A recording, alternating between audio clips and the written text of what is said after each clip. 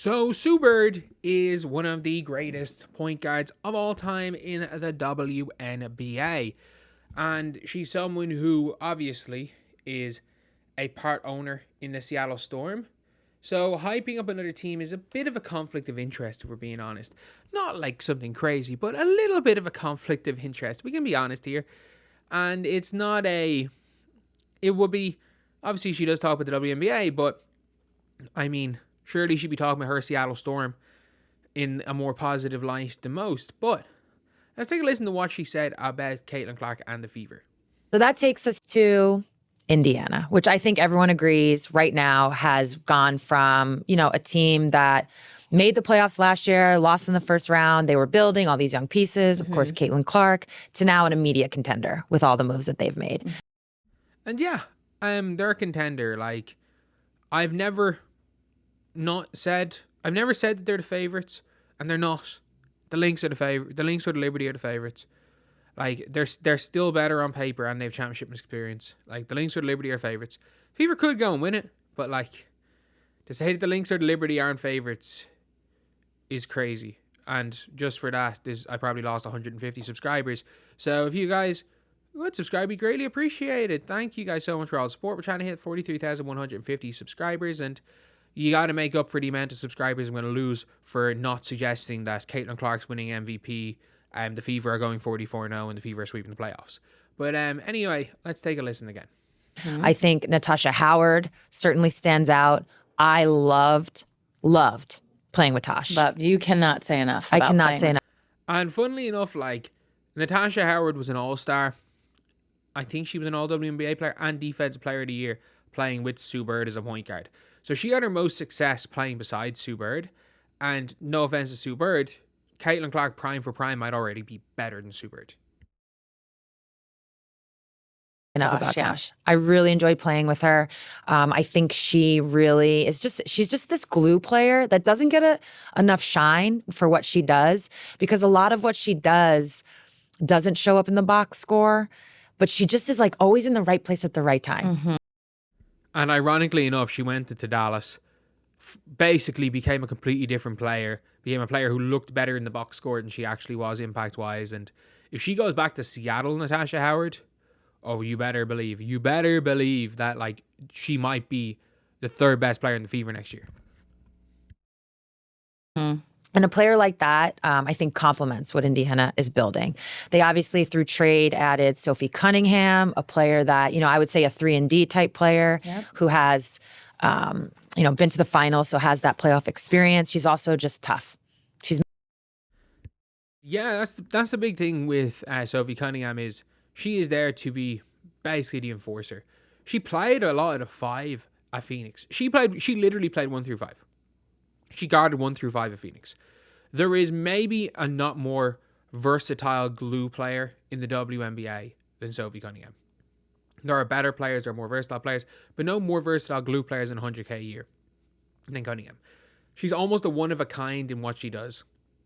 Maybe you could argue someone like a Kayla McBride could do what Sophie Cunningham could do at a higher rate, but she hasn't had to be. She's been a shooter and she's had feet beside her. She's mentally tough. She's physically tough. She brings an edge to them. And then last but not least, they added DeWanna Bonner, which really I think is the one that for most people like took it to another level. So now you're like, oh, they're a contender. Now the expectations have changed. I'm sure the way they're approaching this season have changed. I think the biggest part of DB joining this team is that she's already played for Steph. So I think that's going to help bridge the gap, because as we go along, we're going to talk about Vegas and Seattle, Atlanta. It's really going to be which Stephanie team. White being the head coach. Right. Yeah. Sorry. None of those 3 teams she mentioned are contenders. They're not. They're genuinely not. They're in the slightly below contenders. Like, Atlanta are not winning anything with the 2 slowest bigs in the WNBA. Seattle, I mean, if Seattle can keep 2 and like Jordan Horston going down is huge for them, but they overpaid Alicia Clark, which means they can't make the Mabry trade anymore. And because they overpaid Alicia Clark as this vet backup because they had a whole bunch of money, and now they lost their starter and now they have to start Alicia Clark. Seattle aren't doing anything. Vegas, never count out Vegas, but they're probably not doing anything. And then Atlanta with those 2 bigs are not doing anything. There are there are 3 contenders. There are the favorites. We need to see what Phoenix does to fill out their roster. There are 3.5 contenders. There are the favorites, which are the Lynx and the Liberty, the 2 teams in the finals last year. The Lynx got better, the Liberty got worse. So for me, I have the Lynx 1, Liberty 2, Fever 3. If MMA someone goes to any of those 3 teams, they go to number 1 automatically.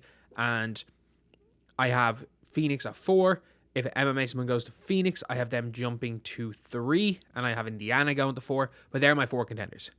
There, I've got my 2 favorites and 2 in contenders category, and then the rest. I don't have Vegas in that category at all. Yeah, thank you. Was the head coach of Connecticut, now the head coach of Indiana. Yeah. So it's really going to be the team that finds their chemistry. This season is short. I mean, they're adding games, but it's still pretty short Still season. short, yeah, still short. And it's Still going to just be the the summer. team that finds chemistry. So having Stephanie I don't think it's hard to find chemistry when it comes to someone like the Fever, because literally with Caitlin Clark's system, you just have to run hard. Run hard, catch the ball, score layups. That's all you have to do. Be in shape. Like, you can do everything in every sort of basketball workout, but go out to the freaking track. Go out to the track and just start running 30-meter sprints. Running 30-meter sprints, 5 seconds off constantly. Just have cones out 30 meters, run or the length of the floor 94 feet. Sprint 94 feet, 10 seconds off. Sprint 94 feet, 10 seconds off. Do that 5 times and do 5 sets of 5. That is more beneficial for playing with Caitlin Clark than any of these in-season workouts with trainers are going to be.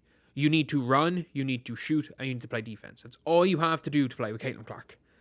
But one thing that bothers me is all these WNBA pundits, they're lacking knowledge with Fever re-signing Kelsey Mitchell.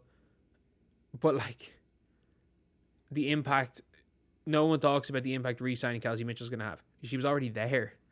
Like, I'm sorry, nobody talks about, let's just say a player, I'm just trying to think of a player re-signing. Nobody is talking about, I don't know, the impact on Stewie re-signing for the Liberty, or Nneka re-signing for the Sonics. No one ever talks about a re-signing player because they're already there. It's the new additions.